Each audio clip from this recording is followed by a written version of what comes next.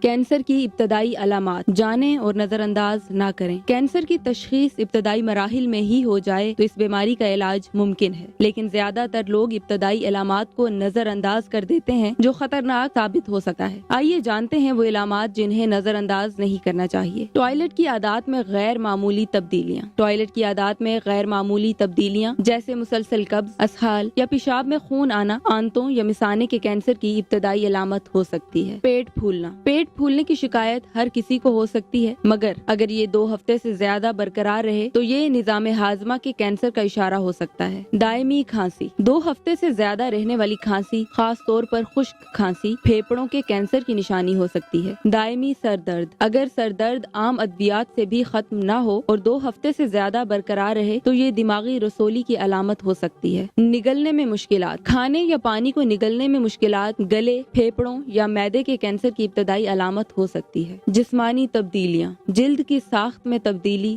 زخم کا دیر تک نہ بھرنا یا غیر معمولی گلٹی کا نمودار ہونا کینسر کی علامت ہو سکتی ہے۔ یاد رکھیں، ہر علامت کا مطلب کینسر نہیں ہوتا، لیکن اگر یہ نشانیاں 2 ہفتے سے زیادہ برقرار رہیں تو فوراً ڈاکٹر سے رجوع کریں۔ آپ کی صحت آپ کی سب سے قیمتی دولت ہے۔ نوٹ: یہ مضمون طبی جریدوں میں شائع تفصیلات پر مبنی ہے۔ قارئین اس حوالے سے اپنے معالج سے بھی ضرور مشورہ کریں۔